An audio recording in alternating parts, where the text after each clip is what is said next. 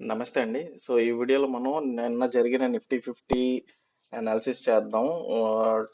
Trend line analysis గట్టా చేద్దాం. ఇంకోటి కొన్ని స్టాక్స్ రిలేటెడ్‌గా కొన్ని న్యూస్‌లున్నాయి. అవి డిస్కస్ చేద్దాం. అలాగే మీకు కొన్ని స్టాక్స్ రిలేటెడ్‌గా ఏమైనా ఇన్ఫర్మేషన్ లేదా టెక్నికల్ అనాలిసిస్ తెలుసుకోవాలనుకుంటే అది కామెంట్ చేయండి. సో, నేను తీసుకున్న నిన్న ట్రేడ్ ఎలాగంటే 5 మినిట్స్ క్యాండిల్‌లో పెట్టుకొని ఫస్ట్ ఈ ట్రేడ్ ఇక్కడ 9:35 బ్రేక్ డౌన్ అయింది. ఫస్ట్ 5 మినిట్స్ క్యాండిల్‌ని హై లోని మార్క్ చేసుకొని ఆ లోన్ ఎప్పుడైతే బ్రేక్ డౌన్ అయిందో నేను అక్కడ పుట్ తీసుకున్నాను కిందకి వెళ్తుంది అని. ఎందుకంటే నేను మార్కెట్ సెంటిమెంట్ కూడా నెగిటివ్ గానే ఉంది. నిన్న మనం చూసాం కంటిన్యూ కిందకి పడుతూనే ఉంది. సో ఆ ప్యానిక్ ఉంటది కదా, సో దానివల్ల నేను పుట్ తీసుకున్నాను. కానీ నెక్స్ట్ క్యాండిలే నాకు స్టాప్ లాస్ హిట్ అయిపోయింది. నా స్టాప్ లాస్ చాలా చిన్నగా పెట్టుకుంటాను, నేను 10 లేదా 12 పాయింట్సే పెట్టుకుంటాను. సో అది హిట్ అయిపోయింది. హిట్ అయిపోయి నేను ఎక్స్పెక్ట్ చేశా ఇక్కడ వరకు వెళ్తదేమో, రేంజ్ బౌండ్ మార్కెట్ అవుద్దేమో లేకపోతే ఈ రోజు అనుకున్నా. కానీ అంతవరకు వెళ్ళకంట ఇక్కడ ఒక పెద్ద క్యాండిల్ వచ్చింది రెడ్.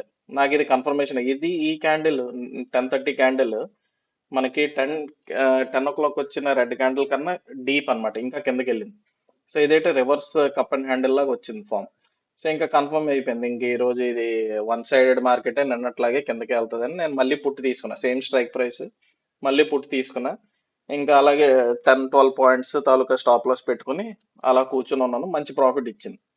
సో ఉదయం లాస్ని కవర్ చేసి ఇంకా దానికన్నా 2-3 టైమ్స్ ప్రాఫిట్ ఇచ్చింది బాగానే. సో ఇది నిఫ్టీ 50 అనాలిసిస్. ఈ ఒక స్ట్రాటజీ నేను ఫాలో అవుతాను. 5 మినిట్స్ క్యాండిల్ హైలోనే మార్క్ చేసుకుని నేను ట్రేడ్ తీసుకుంటాను మెజారిటీ టైం.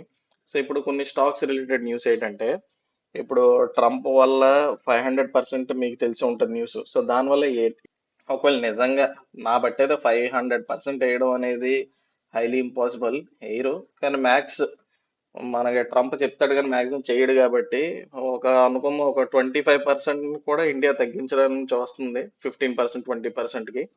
కానీ ట్రంప్ 500 అన్నాడంటే ట్రంప్ టార్గెట్ నా బట్టి 50% చేయడానికి. సో చూడాలి, 25-50 మధ్యలో ఒకవేళ సెట్ అయినా సరే ఇండియాకి అది ప్రాఫిటబుల్. దాన్ని మార్కెట్ పాజిటివ్ గానే తీసుకుంటుంది. కొంత ప్రెషర్ అయితే ఉంటుంది కొన్ని కొన్ని సెక్టర్స్ మీద. సో అలాంటి సెక్టర్స్ ఎలాంటి మీకు textile sector, chemical sector, pharma sector ఈ నార్ ఉంటుంది, ఎందుకంటే యుఎస్ కి ఎక్స్పోర్ట్స్ ఉన్నాయి కాబట్టి. ఇంకోటి మీరు కొంచెం గమనిస్తే రీసెంట్ టైంలో గవర్నమెంట్ పర్మిషన్ ఇచ్చింది చైనీస్ కంపెనీస్ కి ఇండియాలో ట్రాన్స్ఫార్మర్ రిలేటెడ్ లేదా ట్రాన్స్ఫార్మర్ మ్యానుఫ్యాక్చర్ చేయొచ్చు అని చెప్పి. అందుకే మనకి ట్రాన్స్ఫార్మర్ స్టాక్స్ అన్ని కిందకి పడిపోయాయి. సో ఆ సెక్టర్ లో కొన్ని ప్రెషర్ ఉంటుంది, కానీ దాంట్లో ఇప్పుడు నేను మానిటర్ చేసే కంపెనీ ఏదైతే ఉందంటే అది క్వాలిటీ పవర్. సో దీన్ని మీరు గమనిస్తే ఆ న్యూస్ వల్ల కంటిన్యూ ఫాలో అవుతుంది ఇప్పుడు. కాకపోతే దీనికి పానిక్ అవ్వాల్సిన అవసరం లేదు నా ఉద్దేశం. ఎందుకంటే ఎవరైనా ట్రాన్స్ఫార్మర్ స్టాక్స్ హోల్డ్ చేస్తే వాళ్ళు పానిక్ అవ్వాల్సిన అవసరం లేదు. ఈ ఇది కానీ సీజీ పవర్ కానీ ఏబీబీ కానీ, సో ఎలక్ట్రికల్ రిలేటెడ్ ఉన్నాయి కదా డివైజెస్ ఏబీబీ కానీ. సో పానిక్ అవ్వాల్సిన అవసరం లేదు, ఎందుకంటే వాళ్ళు కొన్ని టైప్ ఆఫ్ డివైజెస్ మ్యానుఫ్యాక్చర్ చేయడానికి పర్మిషన్ ఉంటుంది ఈ కంపెనీలు చేసేది. సో ఏంటంటే ప్రెషర్ అనేది రాదు వీళ్ళకి. అయితే అవి ఏ ప్రొడక్ట్స్, ఆ ప్రొడక్ట్స్ మనం దగ్గర ఉన్న కంపెనీలో ఉన్నాయో లేదా అని మనకి రానున్న రోజుల్లో తెలుస్తుంది కానీ. సో అలాగనమాట. కాకపోతే ఈపీసీ కంపెనీలకు అంత ఉండదు, కానీ ఈపీసీ కంపెనీలు కూడా దానివల్ల ఫాలో అయిపోయాయి ఈరోజు. సో కాంట్రాక్ట్ తీసుకుని మ్యానుఫ్యాక్చర్ చేస్తాయి కదా, సో అవి కూడా ఫాలో అయ్యి. సో ఈ ఫాల్ చెప్పాలంటే ఒకవేళ ఈ సెక్టర్లో మనకి ఇంట్రెస్ట్ ఉందంటే మనకి ఇది ఆపర్చునిటీ. అలాగని వెంటనే కొనియాలని కాదు, మనం రివర్సల్ అయ్యేటప్పుడు వెయిట్ చేయాలి. సో ఇక్కడ చూసారా, ఇది కంటిన్యూ ఫాలో అయిన ఇక్కడ రివర్స్ వచ్చింది, ఇలాంటప్పుడు బై చేయాలి. సో ఇప్పుడు కంటిన్యూ ఫాలో అవుతుంది, ఎప్పుడు రివర్స్ వస్తుందో మనం దాన్ని పట్టుకోవాలి. ఓకే, సో డిఫెన్స్ సెక్టర్లో ఉన్న వాళ్ళకి ప్రాబ్లం ఏం లేదు.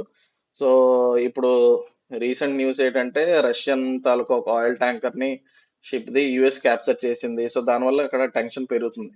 సో ఇలా టెన్షన్స్ ఉన్నప్పుడు డిఫెన్స్ సెక్టర్ బాగానే పనిచేస్తుంది. సో ఎవరి దగ్గరైనా సరే డిఫెన్స్ రిలేటెడ్ స్టాక్స్ ఉన్నాయో వాళ్ళందరికీ ప్లస్సే. ఇంకోటి ఇండియాలో మ్యానుఫ్యాక్చర్ చేసి ఇండియాలోనే సెల్ చేసే కంపెనీకి ఎటువంటి ప్రాబ్లం లేదు ఈ టారిఫ్స్ వల్ల.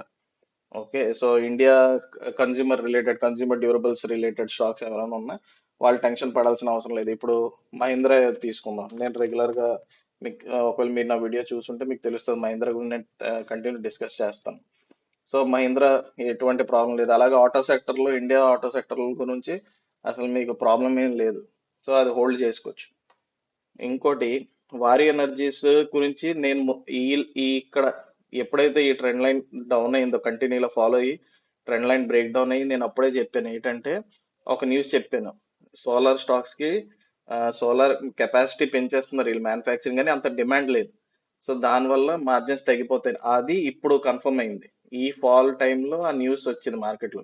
సో టెక్నికల్స్ వల్ల మనం అందుకనే సేఫ్ అవ్వచ్చు. సో ఇంత పర్సంటేజ్ ఉంది కదా. సో టెక్నికల్స్ నాలెడ్జ్ని మనం ఫాలో చేస్తే ఇంత పర్సంటేజ్ మన క్యాపిటల్లో మనం ఈ ఒక స్టాక్లో ఉన్న క్యాపిటల్ సేవ్ చేసుకున్నట్టు 18%. అందుకే టెక్నికల్స్ని ఫాలో అవ్వాలి. ఒక స్టాక్ని పట్టుకుని ఆ స్టాక్తోనే నా జీవితం అన్నట్టు మనం ఇది అవ్వకూడదు. టెక్నికల్స్ ఫాలో అయ్యి రూల్స్ లా ఫాలో అవ్వాలి అంతే. సెంటిమెంట్స్ అటాచ్మెంట్స్ ఏమీ పెట్టుకోకూడదు స్టాక్తో. సో ఇది ఈ వీడియోలో నేను చెప్పాల్సింది. మీకేమైనా స్టాక్ రిలేటెడ్గా టెక్నికల్ పరంగా తెలియాలంటే తెలుసుకోవాలంటే నాకు కామెంట్ చేయండి, డిస్కస్ చేద్దాం.